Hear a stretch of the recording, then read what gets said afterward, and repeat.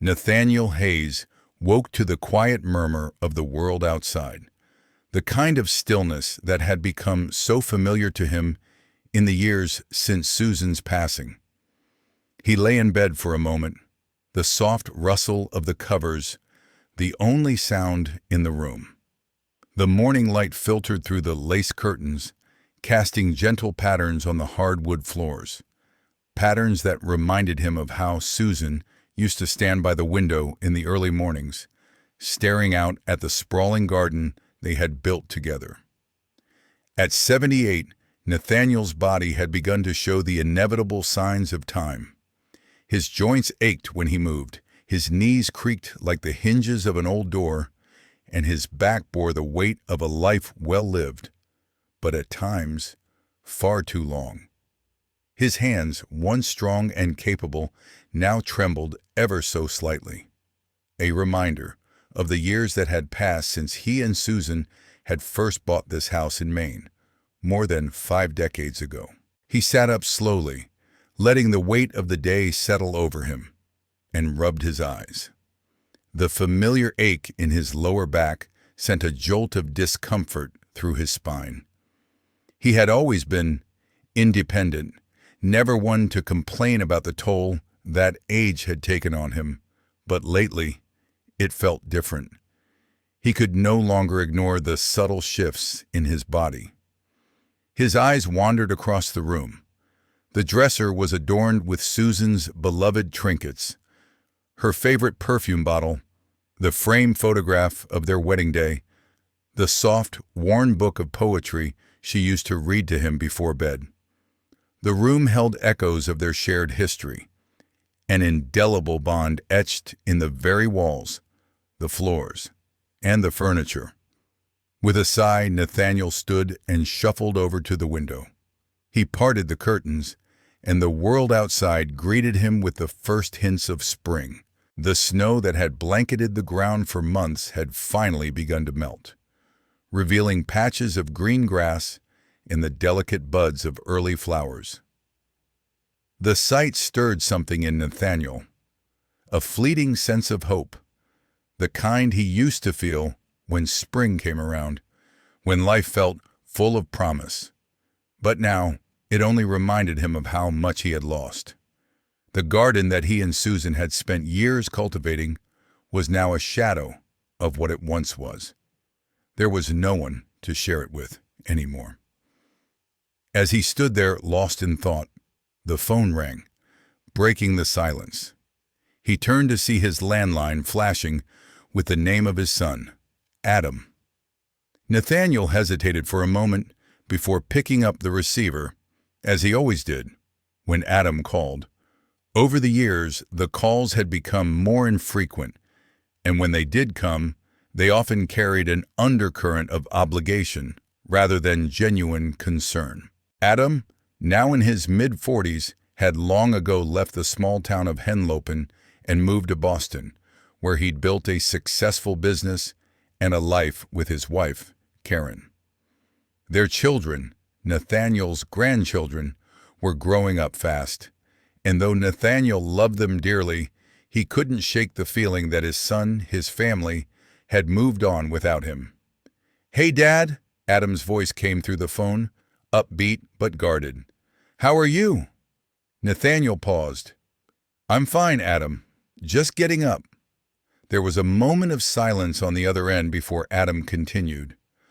"I was thinking about coming by today. Karen and I, and the kids. We thought we'd visit for a bit. We'll be there in a couple of hours." Nathaniel felt a twinge of surprise. Adam's visits were rare, and when they did happen, they often felt rushed and impersonal. He had grown used to the idea that his son would call only when he needed something: advice, help with a project, or even just a place to stay during one of his business trips. This sudden visit, without any prior warning, caught him off guard. "Coming by?" Nathaniel repeated, trying to mask the skepticism in his voice. "For what reason?" "Oh, just to visit," Adam said quickly. "We're in the area, and we thought we'd stop by. It's been too long, right?" Nathaniel wasn't convinced. He had a feeling Adam wasn't just coming for a casual visit, especially since he had always been so busy with his own life. But despite his doubts, he couldn't shake the small sliver of hope that maybe, just maybe, this was a real visit, not one tied to an agenda. "Well," Nathaniel said slowly, "I'll be here. You know where to find me." "Great. We'll see you soon, Dad." As he hung up the phone, Nathaniel's mind began to race. He hadn't seen Adam and his family in months, and the thought of them filling the house again brought a mix of emotions. The house had always been too big for just him, and at times the silence had been overwhelming. But the thought of someone else moving through his space, changing things, and filling the air with noise again, especially without consulting him, left him with a familiar unease. For the next hour, Nathaniel went about his morning routine, making himself a bowl of oatmeal. The sound of the spoon scraping against the bowl, the only noise in the otherwise quiet kitchen. He had lived here for so long, built a life with Susan, and now he was alone. Adam had grown up in this house, in these rooms, but now it seemed he and his family had moved on, physically, emotionally, and Nathaniel was left behind. He knew it wasn't entirely Adam's fault. Life had taken them in different directions, but the house was his connection to everything he had once known, everything he had built. The thought of it being overrun by his son's family, their lives and belongings crowding out the memories, made Nathaniel uneasy. He finished his oatmeal, cleaned his bowl, and sat down at the kitchen table. Through the window, he could see the silver SUV that belonged to Adam pull into the driveway. It wasn't exactly the arrival he'd imagined, and as he looked at his son's car, Nathaniel's heart sank a little. He wasn't sure what to expect, but he had a feeling that his peaceful existence in this house, the home that had held so many of his happiest memories, was about to change. With a sigh, Nathaniel stood up and wrapped himself in his old robe. He walked to the door, his mind racing with a mix of emotions. He had always prided himself on being independent, on not relying on anyone. But today, he wasn't sure if he was ready to face the reality of what was coming. As he stepped onto the porch, he saw Adam's family unloading their bags. His son was smiling, but it was a strange smile, one that didn't reach his eyes. Karen was already in the process of taking charge, directing the kids, Terrence and Alwyn, who were lugging suitcases up the steps. Nathaniel didn't know whether to feel happy to see them or resentful that they had just barged into his life like this. "Hey, Dad," Adam said, his voice loud enough to carry across the yard. "We thought we'd visit for a while. Hope that's all right." Nathaniel forced a smile, but inside, a part of him was already bracing for the changes. He had spent years cultivating a life on his own terms, and now it seemed those terms were being rewritten by his son's arrival. How long would they stay? What changes would they make? And more importantly, how much longer would he be able to hold on to the life he had built with Susan? "I suppose we'll find out," Nathaniel muttered under his breath, watching his son and his family settle in, the quiet house slowly filling with the noise and chaos of a new generation. The front door creaked open, and Nathaniel felt a knot form in his stomach as he stepped aside to let his son Adam and his family enter. Adam had already started unloading their bags from the car, and behind him was Karen, his wife, along with their 2 children, Terrence, who was barely in his 20s, and Alwyn, his teenage daughter.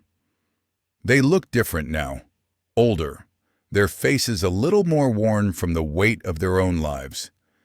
It had been a while since Nathaniel had seen them all together like this, and as they spilled into his quiet house, his heart squeezed with a mixture of unease and reluctant affection. Adam was the first to speak, his voice bright but forced. "Hey, Dad, we're here!" His smile didn't quite match the tension in his eyes. "We thought we'd stay for a bit, catch up, and give you some company." Nathaniel felt a flash of confusion. Company? Wasn't it just yesterday that Adam had barely made time to check in, and now they were all showing up, unloading bags, like it was the most normal thing in the world? Before Nathaniel could respond, Karen breezed past him with the determination of someone used to being in charge, her arms full of shopping bags. "Good to see you, Nathaniel," she said, with a smile that didn't reach her eyes. "We brought some things for the kitchen. Thought we'd freshen it up a bit." Her tone was polite, but there was an edge to it that Nathaniel couldn't ignore. "Freshen it up?" Nathaniel repeated, his voice betraying his disbelief. "Yeah, we're just in between homes right now, and we need a place to stay for a while we sort things out," Adam continued, brushing past him to greet his kids. "We thought you wouldn't mind, right? Just for a couple of weeks? Maybe a month? Tops." He shrugged, his hands sliding into his pockets as he glanced around the house. Nathaniel felt his chest tighten. A month? A couple of weeks? His home, his sanctuary, where every inch was tied to memories of Susan, was suddenly going to be shared, overrun with their lives, their belongings. Adam's voice broke through his thoughts. "Don't worry, Dad. We'll be out of your way. We're just going to settle in and get things straightened out. Then we'll be gone." Nathaniel swallowed the lump in his throat. Just a couple of weeks, he thought. That's what he says. But how long until this becomes permanent? "All right," Nathaniel said quietly, stepping aside as Adam led the way into the living room. His son was already directing the kids to start unpacking, and Nathaniel felt like a stranger in his own home. He wanted to protest, to say something, anything, but the words stuck in his throat. What right did he have to argue? Adam was his son after all, and they were family. He had no right to deny them, not outright.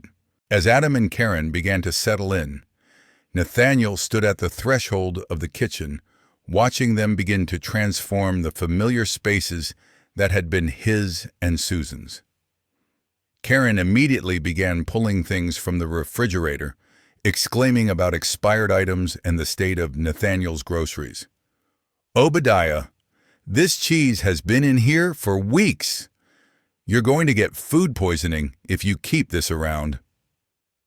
Karen's voice was sharp as she tossed out what she deemed to be expired or unfit for consumption, not even giving Nathaniel a chance to respond. "And this sausage? You're lucky you haven't keeled over from this stuff. You can't be eating this, not at your age." Nathaniel's face reddened, but he remained silent. He had always prided himself on his independence. He had been taking care of himself, making his own decisions for so many years after Susan passed. Now, it felt as though his own decisions were being disregarded. Adam, on the other hand, was walking around the house, inspecting the rooms. "We're going to need to repaint some of these walls," he said, barely glancing at Nathaniel as he wandered from one room to the next. "And definitely redo the kitchen. This yellow is so outdated. You've been living with this for years?" Nathaniel felt a tightness in his chest. This wasn't the house Susan and he had built together. It was quickly becoming a place they'd simply updated to suit their tastes. Where had the history gone? Where were the echoes of Susan's laugh, the warmth of their shared spaces? He stood still in the kitchen, watching Karen toss out the items he had picked up at the grocery store just 2 days ago, his stomach turning. He had lived on his own for so long now, keeping everything just the way he liked it. It wasn't much, but it was his. The quiet hum of the house, the simple routines, everything had been his choice. And now it felt like he was losing even that small autonomy. "Dad," Adam called from the other room, snapping Nathaniel back to reality. "Karen and I are going to take the master bedroom. It'll be better for us, and you won't have to climb those stairs. We'll get you set up downstairs, okay?" Nathaniel's heart sank. The master bedroom, that was where he and Susan had spent so many years, where they had raised their children, where every single object in that room held a memory. To give it up felt like giving up a part of himself, but Adam didn't seem to notice, or perhaps he simply didn't care. "I'm fine in my room," Nathaniel replied, his voice wavering slightly as he tried to maintain some semblance of control. "I take the stairs every day, and I'm used to it." But Karen quickly intervened. "Obadiah, you're 78 years old. What if you fall? It's dangerous. We're just looking out for you." She spoke as though she were addressing a child, her tone condescending, as though he had no understanding of his own body. "I've never fallen down the stairs in my life," Nathaniel snapped, more out of frustration than anything else. "Sure, but you're getting older," she said, her voice tinged with impatience. "You can't risk it. We'll be much more comfortable downstairs. It's just for a little while." Nathaniel wanted to argue, wanted to say how much that room meant to him, but he saw the determined look in their eyes.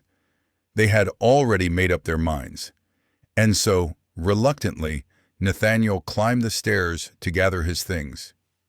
He'd lived here for over 50 years, but now, it seemed, his life was being rearranged by people who hadn't even asked if it was what he wanted. As Nathaniel moved his things out of the master bedroom, he noticed how it all felt so wrong.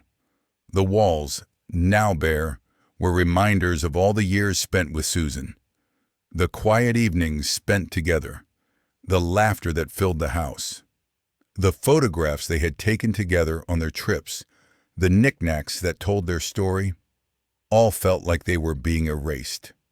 He couldn't bring himself to pack them up. Each item was a painful reminder of everything he had lost, and now it felt like he was losing more. When he finally moved into the guest room downstairs, the house no longer felt like his. It had been taken over, not just by people, but by their lives, their decisions, their ideas of what was best for him. Nathaniel had never been someone who let others dictate his choices, and yet, here he was, adjusting to a new reality that was being imposed on him. At dinner, Adam and Karen barely acknowledged him as they discussed their plans. Nathaniel sat in silence, the warmth of the meal in his stomach doing little to ease the coldness that had settled around him. He watched as his family made themselves at home, rearranging the furniture, moving his things, and filling the spaces with their own lives. He wanted to speak up, to ask them to stop, but instead he sat there, feeling more like a guest in his own home than ever before. The days that followed Adam and Karen's arrival passed slowly, each one marked by small encroachments on Nathaniel's sense of ownership and self. At first, the changes were subtle. Furniture being moved, a lamp here, a chair there. But soon, the family began to overhaul the house in ways that were impossible to ignore. Nathaniel sat in the living room one afternoon, his eyes scanning the room he had once known so well. The soft blue curtains Susan had picked out together with him were gone, replaced by new gray ones. The old family photographs that used to line the mantel, pictures of his children, his late wife, their vacations, had been shifted aside, replaced by small modern sculptures that seemed out of place in a house that had always been so full of history. The familiar warmth of the room had been replaced by an unfamiliar coldness, the kind that came with change, with things being taken away without asking. "Obadiah, this couch is ancient," Karen had exclaimed one morning as she stepped into the living room, gesturing toward the old worn sofa Nathaniel and Susan had purchased years ago. "You can't keep something like this around. It's practically falling apart. We'll go out and get something more comfortable, something more stylish." Nathaniel said nothing. The couch had been a part of their home for as long as he could remember, and the thought of it being replaced felt like another part of his life slipping away, like a piece of the past being erased without a second thought. The couch wasn't just furniture. It was a symbol of the many evenings spent together with Susan, the long talks, the laughter, and even the quiet moments of reflection. Despite his discomfort, Nathaniel didn't speak up. Adam and Karen's insistence on updating things continued, and the small adjustments they made began to feel like a deliberate attempt to replace everything he held dear. They weren't just updating the house, they were making it unrecognizable. "I think we should repaint the kitchen," Adam said one evening as he paced the floor. "This yellow is so outdated, don't you think? Let's go with something more neutral, like a soft gray, maybe with some mint-colored accents. It'll really brighten up the place." Nathaniel stared at the walls the yellow Susan had chosen with such care and love. It had been her favorite color, a bright, sunny hue that reminded them both of their early days in the house. The thought of it being changed felt like an affront to all that Susan had loved and all that they had built together. "It's a good color," Nathaniel finally said, his voice tight. "Susan chose it for a reason." Adam didn't even pause. "Yeah, well, that was years ago, Dad. Things change, and so does taste. You have to be practical. Besides, we'll make sure it looks better, I promise." The words were kind, but the dismissive tone behind them hit Nathaniel like a cold wind. Practical? Better? Was it better to erase the remnants of his life, the memories of the woman he had spent his life with? The kitchen wasn't just a place where food was prepared. It was a place of shared moments, laughter, and love. The yellow walls had once felt like a warm embrace, the color that Susan had picked out, the one that always made the house feel like home. But now, it felt like the warmth was being replaced by something colder, something unfamiliar. He knew he couldn't stop the changes, but it didn't make the process any easier. The worst part, however, came that evening when Adam approached him with a suggestion that hit him like a blow to the chest. "Dad," Adam began cautiously, "I was thinking it might be better if you moved to the guest room downstairs. You know, it's just safer for you. You're getting older. And the stairs, well, they're harder on your knees, right?" Nathaniel stared at him, feeling the weight of the suggestion settle over him. The guest room downstairs?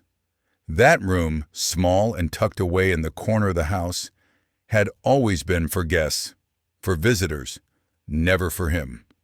And to hear his son suggest he move there, to take him out of his own room, the room he had shared with Susan for decades, felt like the final blow. "I'm fine in my room," Nathaniel replied, his voice low but firm. "I take the stairs every day. I'm used to it." But Adam wasn't finished. "Dad, it's just not safe anymore. You don't want to risk falling down the stairs. I mean, I'm just looking out for you, you know? We've been talking about it, and it makes sense for your safety." Nathaniel's throat tightened, but he forced himself to speak. "I've never fallen down the stairs, Adam. I'm fine. I don't need to be treated like some frail old man." Adam's face softened, but his words were still laced with that same tone of authority. "We're just concerned, Dad. You're 78, and we want what's best for you. It's only for a little while, just while we're here. Don't you want to be comfortable?" The idea of moving into that small, impersonal room downstairs felt like surrendering. It felt like giving up, not just a space, but a part of himself. That room upstairs, the master bedroom, was more than just a place to sleep. It was where he had spent nearly every day of his life with Susan. It held every part of their story, from their first days together to their last moments before she passed away. It was his anchor, his connection to everything he had lost. But in that moment, he realized that Adam wasn't asking for his opinion. He was giving him an ultimatum. The changes, the suggestions, the constant better ideas were not being made for Nathaniel's comfort. They were being made for convenience, for control. And with every decision, with every piece of furniture moved and every photograph displaced, Nathaniel felt more and more like a stranger in his own home. "I'm fine," Nathaniel repeated, his voice colder now. "I don't need your help." Adam's face clouded over, and for a moment, Nathaniel saw something in his eyes. A mixture of frustration and something else he couldn't quite place. It was the same look Adam had given him in recent years, as if his father was more of an inconvenience than a parent. But Nathaniel didn't back down. "I'm not moving downstairs, Adam. This is my house. It's where I want to be." Adam opened his mouth to argue, but then hesitated. After a long, heavy pause, he sighed and ran a hand through his hair. "All right, Dad, if that's what you want. But just think about it, okay? For your own safety." Nathaniel didn't respond. Instead, he turned and walked toward the stairs, his feet slow but determined. As he climbed them, each step felt heavier than the last. The house, the home that had once been his and Susan's, the place where their love had blossomed, was slowly becoming something unrecognizable. He didn't know how much longer he could hold on to it, or to the memories that it contained. As he lay in bed that night, the house seemed more distant than ever. His son and his family, who once had been such a vital part of this place, now felt like intruders. Nathaniel had spent his whole life making decisions for himself, but now it felt as though those decisions were being made for him. He had become a visitor in his own home, a guest in the house he had built with Susan. He stared at the ceiling, his mind racing. How did it come to this, he wondered.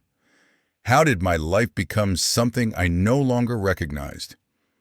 And yet, as he lay there in the silence, Nathaniel felt the faintest stirring of resolve. He wouldn't let them take everything from him, not his house, not his memories. Not yet. He would find a way to hold on.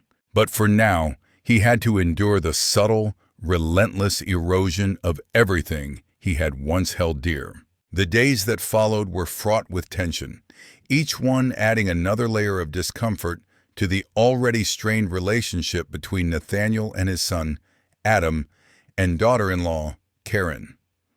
The house, once a place of peace and comfort, now felt like a battleground, with every corner being claimed by someone else. Nathaniel couldn't even walk through the living room without bumping into something new. An oversized sofa that wasn't his, a painting that felt out of place, a new rug that had replaced the one Susan had carefully chosen. His home, his memories, were slipping away, bit by bit. But it wasn't until one evening, just over a week after Adam's family had moved in, that Nathaniel's simmering frustration came to a head. It started innocently enough. Adam and Karen had invited him to dinner, a rare gesture that Nathaniel assumed might signal a chance for them to talk. to perhaps mend some of the growing distance between them. Nathaniel wasn't sure what to expect, but as he sat down at the table, he could already feel the tension in the air. There was something unspoken, something ominous, in the way Adam avoided looking him in the eye. Karen served dinner with her usual efficiency, her movements quick and clipped. She didn't ask Nathaniel how he was doing, didn't ask about his day. She just went about her work, setting the plates on the table with a sort of practiced coldness. The quiet was suffocating. Nathaniel could feel his heart rate pick up, an unease settling into his chest. Adam finally broke the silence, his voice awkward. "Dad, we've been thinking it might be time for you to consider moving to a nursing home." Nathaniel's fork clattered to the plate, and his gaze shot up to meet Adam's, his mind scrambling to understand what he had just heard. "A nursing home?" His voice was low, dangerous. "What do you mean, a nursing home?" Karen, who had been carefully arranging the food, now spoke up. "Obadiah, we're just worried about you. You're getting older, and it's becoming more difficult for you to take care of yourself. You're not as spry as you used to be." She leaned forward, her tone soft but patronizing. "We just want to make sure you're safe, that you're comfortable." The words hit Nathaniel like a slap across the face. His hands trembled as he pushed the chair back, standing abruptly. "Comfortable?" he echoed, his voice tight with anger. "I am comfortable here. I've lived in this house for over 50 years, Karen. This is my home, not some facility for the elderly." "Obadiah, it's not like that," Adam said quickly, standing as well, his tone defensive. "We're just concerned. You've had some trouble moving around. You're not as steady on your feet. And you know, it's not just about your physical health. It's about your mental health, too." Nathaniel's eyes narrowed. Mental health? Was that what they were using as an excuse? His chest tightened, the words bitter on his tongue. "You think I'm losing my mind, Adam? Is that what you're telling me? That I can't think for myself anymore?" "No, Dad, that's not what I mean," Adam said, his voice faltering. "It's just, look, it's becoming more difficult for all of us. We've been talking, and we think it would be better for everyone if you—" "Better for everyone?" Nathaniel interrupted, his voice rising with fury. "What do you mean by that? You think it's better for me to be out of my own home so you can have it all to yourselves? That's what this is about, isn't it? You want me out of the picture so you can do whatever you want with my house." Adam's face flushed, and Karen's eyes flickered towards the door as if she were already preparing to leave. "Dad, please, just listen." "I've listened enough," Nathaniel shouted, his voice raw with emotion. "All I've been doing is listening to you and Karen tell me what's best for me, what's best for this house. But you've never once asked me what I want. You've been making decisions for me without even asking my opinion. I want to stay here, Adam. This house is mine, and I'm not going anywhere." There was a long, suffocating silence. Nathaniel's heart pounded in his chest, and he realized he was shaking. The anger that had been building for days, weeks even, had finally exploded, and he couldn't contain it anymore. He looked at Adam, searching for some sign of understanding, but all he saw was something else, something cold, something calculating. "Look, Dad," Adam began again, his voice quieter now, but still firm. "We're just trying to be practical. You can't live here forever. It's not safe for you. We need to think about the future." The words hit Nathaniel like a punch in the gut. We need to think about the future? The future was just another excuse, another way to take control of his life, of his home. He realized now that this wasn't just about his well-being. It was about something much darker. Adam and Karen weren't worried about him. They were worried about the house, about the value of it, about what they could do with it once he was out of the picture. Nathaniel's thoughts turned sharp, and a sinking feeling spread through him. His mind raced, connecting the dots. Adam and Karen weren't just planning for his safety. They were planning to sell the house once he was gone. They had been waiting for the right moment, playing on his aging body and mind to push him out, to make him a burden they could easily dispose of. A wave of bitterness swept over Nathaniel, mingling with the rage. He had spent his life building this home, creating memories, and now it felt as if his own son wanted to erase all of that. They were not just trying to help him, they were trying to take everything from him. "You're planning to sell it, aren't you?" Nathaniel's voice cracked with the weight of the realization. "Once I'm gone, once you've gotten me out of here, you'll sell it and turn it into whatever you want, just like you've turned every corner of this house into something else. Is that what you've been planning all along, Adam?" Adam's face twisted, and for a moment, Nathaniel saw something close to guilt in his son's eyes. But then it was gone, replaced by something else, something colder. "That's not what this is about," Adam said, his voice a little too steady. "We're just trying to look out for you. It's about your health and safety. We don't want to see you struggle. You need help, Dad. You need someone to take care of you." "No," Nathaniel said, his voice low but resolute. "I don't need anyone to take care of me. I've lived here for more than half my life. I've taken care of myself. I've taken care of this house. And if you think for 1 second that I'm going to let you just waltz in here and take it away from me, you're wrong." Adam opened his mouth. But Nathaniel didn't wait for him to respond. He was done listening, done being manipulated.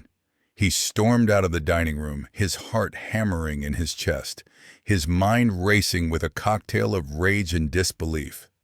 He needed time to think. He needed time to figure out what to do next. But one thing was clear. Adam and Karen had shown their hand. They didn't care about him. They cared about his house, his memories, his life's work, and they wanted to take it all. Nathaniel had been a good father, a provider, a protector, but in that moment he realized that his family had betrayed him in the most fundamental way. They saw him as a burden that could be discarded when they no longer found him useful. As the night drew in, Nathaniel sat alone in the living room, the silence of the house pressing down on him. He stared out the window, his mind churning with thoughts of how to regain control of his life, of his home. He couldn't let them win. Not like this. Not without a fight. The quiet of the house, once so familiar and comforting, now felt suffocating to Nathaniel. Each room seemed to hold the echoes of decisions he hadn't made, of changes he hadn't agreed to. Adam and Karen's presence in his home had eroded his sense of autonomy to a point where it felt as if he were living in someone else's life, someone else's story.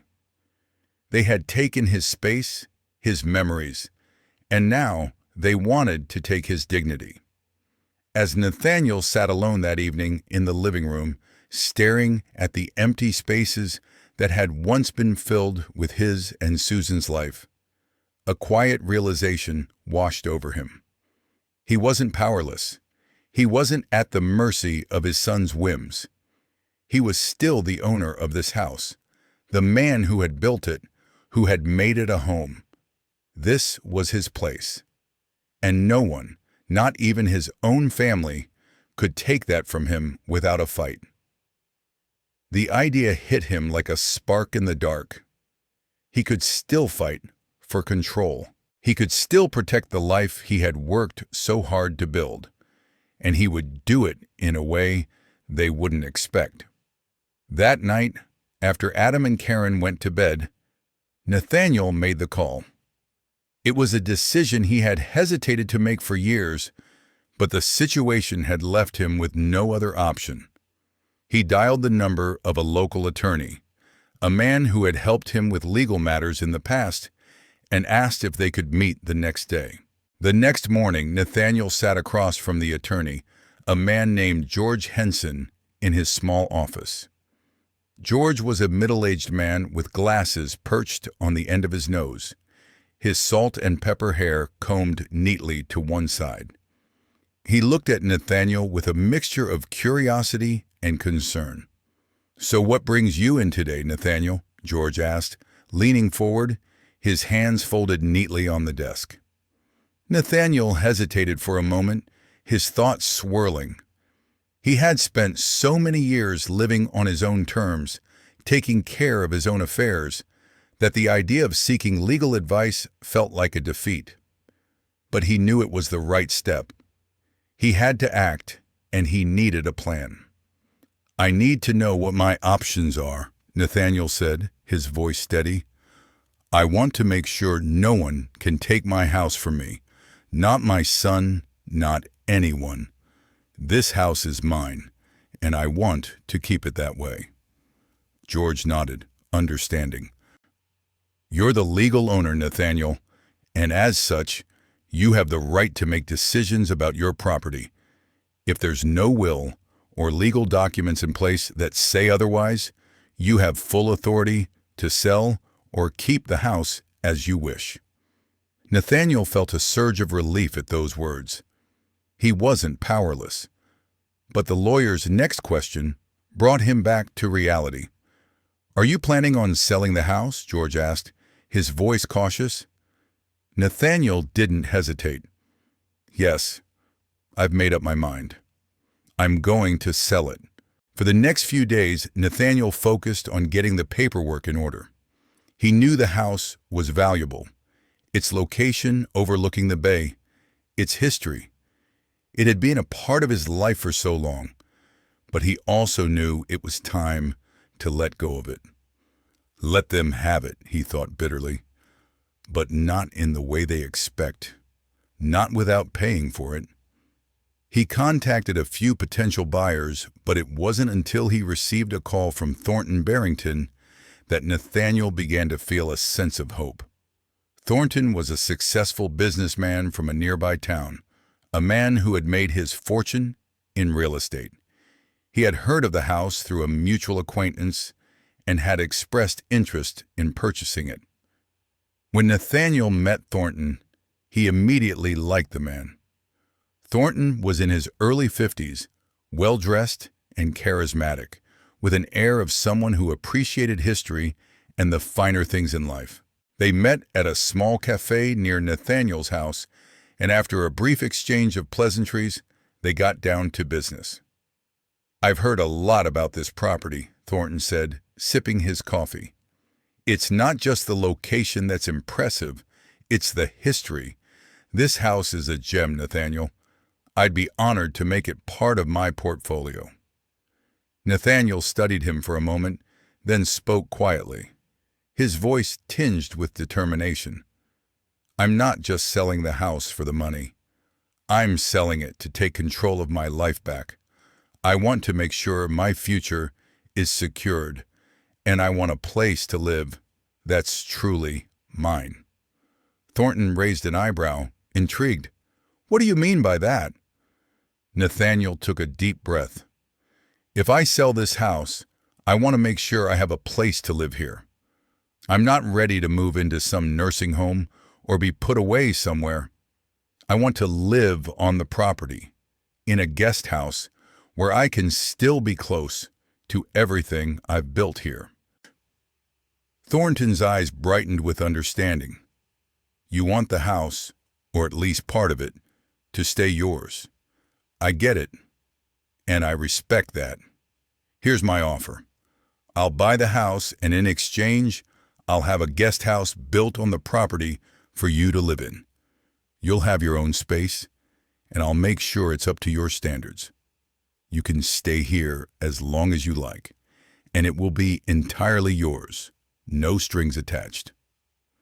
Nathaniel's heart swelled with a sense of relief he hadn't felt in weeks. Thornton was offering him exactly what he needed: independence, a place to call his own, and a future that wasn't defined by the walls of a nursing home. For the first time in a long time, Nathaniel felt like he was making a decision that would allow him to live life on his own terms. "That sounds fair," Nathaniel said slowly, still processing the idea. "How soon can we make this happen?" Thornton smiled, a glint of satisfaction in his eyes. "I can get the paperwork started immediately.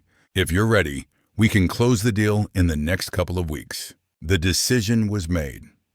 Nathaniel signed the papers, transferring ownership of the house to Thornton, with the agreement that the guest house would be built for him on the property. It was a bittersweet moment, knowing he was leaving behind the place where so much of his life had unfolded, but at the same time, he felt a weight lift off his shoulders. He had taken control back, and for the first time in weeks, he felt a renewed sense of purpose. He could already picture it: the guest house, small and cozy, nestled in the corner of the property, overlooking the bay.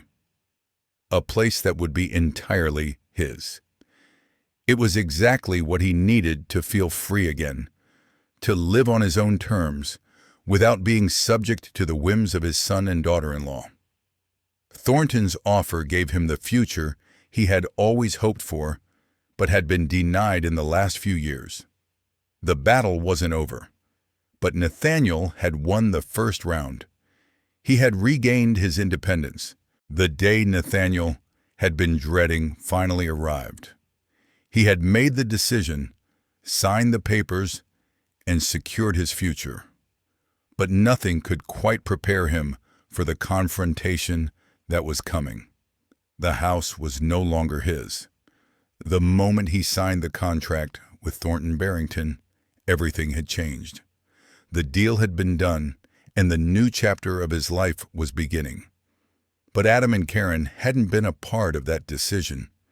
They hadn't had a say in it, and they were about to find out just how much Nathaniel had regained his control. Adam had called earlier in the week, suggesting they all meet for a family dinner. Nathaniel knew something was off. There was an urgency in his son's voice, a sense of expectation. They had no idea what Nathaniel had done. He had kept the secret from them, not out of malice, but because he knew their reaction would be one of anger, and perhaps even betrayal. He could almost feel the tension mounting as the days wore on, the anticipation building in the pit of his stomach. It wasn't until that evening, as Adam and Karen and their children gathered around the dinner table, that Nathaniel finally decided it was time to reveal his hand. He couldn't keep living in this tension. He couldn't continue pretending that everything was fine when it was anything but. The room was warm, the table set with the familiar plates and silverware, but there was an unspoken chill in the air. Adam, as always, was trying to appear casual, asking about Nathaniel's health, discussing the latest news in his life, but Nathaniel could see the strain in his eyes. He was nervous, and for good reason. "How's the house, Dad?" Adam asked, his voice unusually light, as if trying to sound normal. "Still hanging in there?" Nathaniel looked up from his plate, meeting his son's eyes with a calmness that surprised even him. "Actually, Adam, that's what I wanted to talk to you about." Karen looked up, her eyes narrowing slightly. "What about the house, Obadiah?" she asked, her voice measured. She could feel the shift in the air, too, the calm before the storm. Nathaniel took a deep breath, his chest tightening. This was it, the moment when everything would change. He looked at Adam, then at Karen, and said the words he knew would make them both squirm. "I've sold the house," he said, flatly, his voice carrying the weight of finality. "The deal's done. It's no longer mine." The words hung in the air like a sharp, biting wind. For a moment, no one spoke. Adam's face went pale, and Karen's lips pressed together into a thin line. The silence was deafening. "What do you mean, you sold the house?" Adam finally asked, his voice rising with disbelief. "I mean exactly what I said," Nathaniel replied, his tone steady but firm. "The house is no longer mine. I've sold it to Thornton Barington. He's buying the property. He'll be taking over, and I'll be living in a guest house on the property, as agreed." Adam's face twisted in a mixture of anger and confusion. You sold the house?" He stood up from the table, his hands balled into fists. "You didn't even ask me. You didn't even consult me. This is our home, Dad. My home. You've lived here for years, but it's time for us to take over. And you go and sell it without even telling me?" Nathaniel stood up slowly, his chest tightening with emotion. He had expected this, but it didn't make it any easier. "You never asked me how I felt, Adam. You never cared. You and Karen have been making decisions for me, taking over my life, my home. You thought I wouldn't fight back. Well, I have.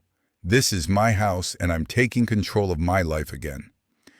Karen stood up as well, her expression cold. "So that's it then? You're just going to throw us out? After all we've done for you? You're going to sell the house and leave us with nothing?" "No," Nathaniel said, his voice gaining strength. "You have 30 days to vacate the premises. You'll have time to find a new place. But this house isn't yours, Karen. It's not Adam's. It's mine, and I've made my decision." The shock on Adam's face was quickly replaced with fury. He clenched his jaw, his fists trembling at his sides. "You can't do this, Dad," he spat, his voice thick with rage. "You're too old to understand what you're doing. You can't just sell everything. This house is supposed to be for us, for the family. We've been planning for this, and now you've just gone and ruined everything." Nathaniel's heart pounded in his chest, but his voice remained calm. "You didn't ask me what I wanted, Adam. You didn't ask me how I felt about all the changes you've been making, about all the decisions you've been making for me. You think I can't manage my own life, but I'm not some helpless old man. This house is mine, and I'll do with it as I please." The tension in the room was palpable, the silence that followed their exchange thick with anger and hurt. Adam's breathing was heavy, and his hands shook with barely contained fury.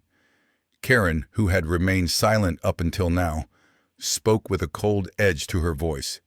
"You've made a huge mistake, Obadiah. This house was supposed to be ours. You promised us. You promised me that we would take care of you, that we would all grow old together in this home." "No, Karen," Nathaniel replied, his voice unwavering. "I never promised you anything. I promised Susan I'd take care of this house. I promised her I'd live here for as long as I could, and I will. But I won't live here at the mercy of you and Adam. You've taken over my life, and I won't stand for it any longer." Adam stepped forward, his voice trembling with rage. "You think you've won, don't you? You think this is some kind of victory. But you're wrong. You've just made everything worse. You've pushed us away, and now you've lost everything. And we were trying to help you, and this is how you repay us?" Nathaniel stood his ground, his back straight, his eyes locked with his son's. "You weren't trying to help me, Adam. You were trying to control me. I've had enough. You and Karen wanted this house, and now you can have it. You'll have to find somewhere else to live, but don't think I'm going to feel guilty about it. This is my choice, and it's a choice I've made for myself." Adam looked at him, his face a mixture of anger, disbelief, and something else. Something darker. Something that Nathaniel couldn't quite place. And for a moment, just a moment, Nathaniel wondered if his son understood what he had just done. But then Adam's face hardened, and he turned to Karen. "We're leaving," Adam said, through gritted teeth. "Come on, Karen, let's go." Karen didn't move right away, but she met Nathaniel's gaze with a cold, calculating look. "You'll regret this, Obadiah. You'll see. We'll make sure of it." Nathaniel didn't respond. He didn't need to. The words hung in the air, but they didn't reach him. He had made his choice. He had reclaimed his life. As Adam and Karen stormed out of the room, Nathaniel stood still, his heart racing, his mind a whirlwind of emotions. The battle wasn't over. There would be more to come. But for now, Nathaniel had made his stand, and he had taken control of his life once again. And for the first time in a long time, Nathaniel felt the flicker of something he hadn't felt in years. Peace. The transition to the guest house was nothing short of transformative for Nathaniel. The day he moved into the small, cozy home at the corner of the property overlooking the bay was the day he truly began to breathe again. The space, while modest, was everything he had longed for. It was his, completely and utterly. There were no more imposing decisions from Adam and Karen, no more disputes over furniture or boundaries. Here, Nathaniel was in control. As he stepped into the guest house for the first time, a sense of freedom washed over him. The house was everything he'd imagined and more. The walls were painted in soft, warm tones that reminded him of Susan's taste in home decor, the same gentle hues that had once filled their bedroom. The furniture was simple but comfortable, with pieces that held memories of his past, things he had managed to keep hidden away during the upheaval. The small kitchen was neatly organized, and the living room had large windows that allowed the sunlight to pour in, casting a warm glow over everything. The view of the bay from the small porch was nothing short of breathtaking, and for the first time in months, Nathaniel felt like he had found his place again. The guest house was more than just a roof over his head. It was a sanctuary. Nathaniel had spent years feeling confined, his every decision challenged by the people he loved. But here, in this small space that was entirely his, Nathaniel began to rediscover what it meant to live.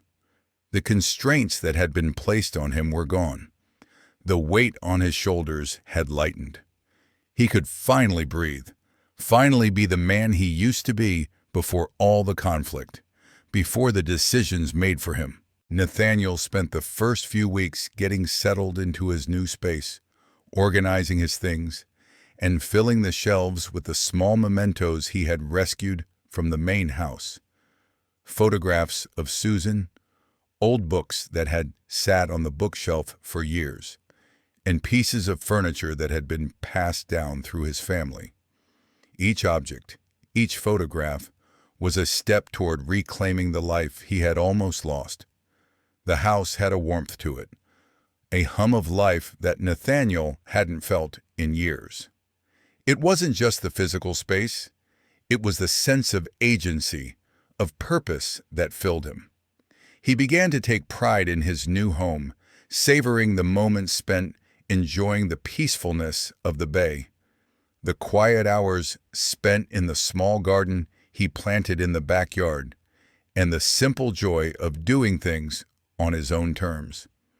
The constriction he had felt in the main house, under Adam and Karen's rules, was gone. As the weeks passed, Nathaniel began to feel a sense of peace he hadn't experienced in years. He started to engage with the community again, something he had neglected since Susan's death. He joined the local community center, attending events and volunteering, something that had always brought him joy in the past. There, he met Eleanor Pringle, a 72-year-old widow with sharp wit and a lively spirit. They struck up a friendship, often meeting for coffee and long walks along the waterfront. Eleanor's company was refreshing.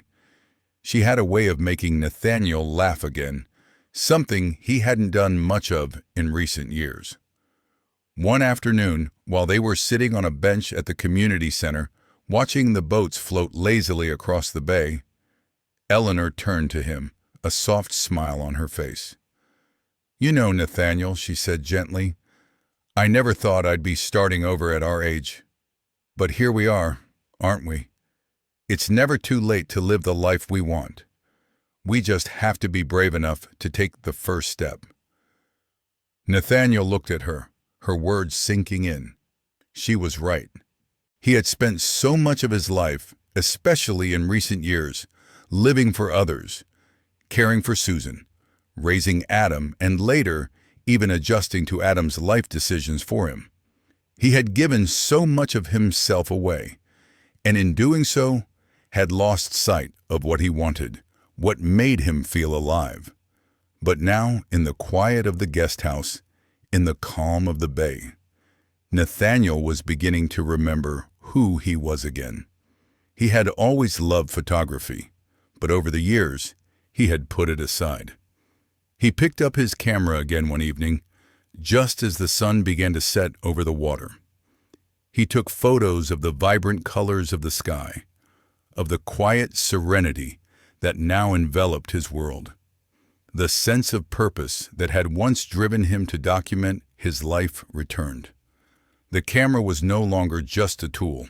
It was a way for him to reconnect with his own story, his own perspective on the world around him. And it was a joy, something he had not realized he had missed. Nathaniel also found himself spending more time with his old friends. Ferris, the old co-worker he had reconnected with during his time at the nursing home, became a regular visitor. Ferris had lived a life of his own hardships, and they shared stories and laughs over coffee, talking about the days when life seemed a little simpler. There was a comfort in having someone to share the past with, someone who understood what it meant to grow older and reflect on the paths we've walked. One day, as Ferris sat on the porch of the guest house, sipping his coffee, he turned to Nathaniel and said, "You know, Obadiah, I never would have guessed you'd be the one to take control of your life like this. You've got more fight in you than most people I know. You're not just surviving, you're living again." Nathaniel smiled, the words of his old friend sinking in. He wasn't just surviving anymore. He was living. And for the first time in a long time, he felt truly alive. As the months passed, Nathaniel found himself thinking less about the past and more about the future. He had learned so many lessons in the years since Susan passed, but perhaps the most important lesson was that it was never too late to start over. His life wasn't defined by his age or by his past mistakes. It was defined by the choices he made each day to embrace his independence, to find joy in the small things, and to pursue what truly made him happy. Nathaniel also reflected on the importance of standing up for oneself.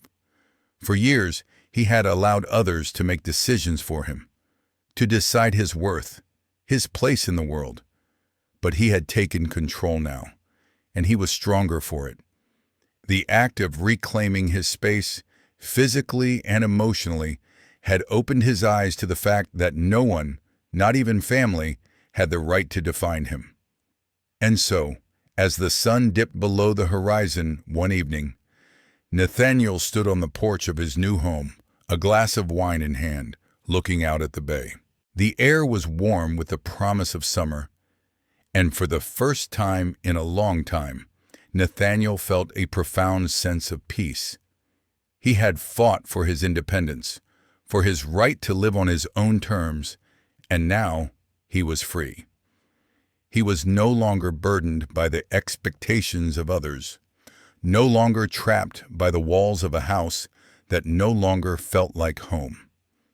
His life was his own again. And that, Nathaniel realized, was the greatest gift he could have given himself. Nathaniel Hayes' journey was one of transformation, not just from the loss of his wife Susan, or the gradual decline of his physical body with age, but from the quiet erosion of his autonomy and self-worth at the hands of his own family. As the narrative comes to a close, it's clear that Nathaniel's battle for independence was not just about reclaiming a house. It was about reclaiming his life, his dignity, and his sense of self. The themes of aging, independence, and family dynamics serve as the backbone of Nathaniel's story. As a man in his late 70s, Nathaniel could have easily been swept into the pattern of dependence that society often expects of the elderly. He could have allowed his son and daughter-in-law to make the decisions for him, to push him into a nursing home, to force him into a passive role in his own life. Instead, Nathaniel chose to fight. His resilience wasn't about denying his age or pretending to be young again. It was about asserting his right to make choices, even in his later years. The emotional complexity of Nathaniel's journey resonates with anyone who has ever felt marginalized, dismissed, or overlooked, whether by family, society, or life itself. It's a universal experience, the struggle to maintain control over one's life, to preserve the core of who we are, even when it seems as though everything around us is changing or slipping away. Nathaniel's fight is not one of anger or revenge, but of redemption. As he moves into the guest house, he doesn't just reclaim his home, he reclaims his purpose. The sense of freedom he experiences in that small space overlooking the bay is profound. It's not the house itself, but the autonomy within it that gives Nathaniel his power back. He is no longer defined by his son's expectations or Karen's well-meaning but controlling actions. He is Nathaniel Hayes, the man who built a life, a family, and a home, and no one, not even his own flesh and blood, can take that away from him. What makes Nathaniel's redemption so poignant is that it isn't born from a place of bitterness or revenge. He doesn't seek to punish Adam and Karen for their actions, even though they have deeply hurt him. Instead, he finds his redemption in self-discovery, in the realization that it is never too late to start over. As he takes up old hobbies, spends time with friends, and even opens his heart to the possibility of a new relationship, Nathaniel learns that life is not defined by what we lose, but by what we choose to do with the time we have left. His journey teaches that the capacity for growth, for change, and for happiness is always within our control, no matter our age. The pacing of Nathaniel's story, slow and deliberate, mirrors the process of self-reflection that often comes with aging. It's a quiet, contemplative process that allows the reader to truly connect with Nathaniel's internal struggles. Each decision he makes, each step he takes toward regaining his independence, is earned through emotional depth and the weight of his experiences. There is no rush toward resolution, no quick fixes. Rather, the story unfolds with a gentle rhythm, allowing the reader to accompany Nathaniel on his emotional journey, to understand the significance of each small victory, and to feel the weight of each moment he takes back for himself. In the end, Nathaniel's growth is a testament to the resilience of the human spirit. His journey is not about defiance for the sake of defiance, but about asserting his right to exist as his own person, free from the expectations and limitations imposed by others. It is a reminder that no matter how old we are, no matter how many mistakes we've made, we have the power to shape our own future. Nathaniel's story ends not with a final confrontation, but with peace. A peace that comes from self-acceptance, from the realization that we are always worthy of starting anew, and that the most important part of life is to live it on our own terms. Through Nathaniel's journey, we are reminded of the power of independence, the importance of standing up for ourselves, and the value of self-discovery, no matter where we are in life. His story serves as a powerful example of the redemptive power of reclaiming control over our own lives, of refusing to let others define us, and of choosing every day to live for ourselves.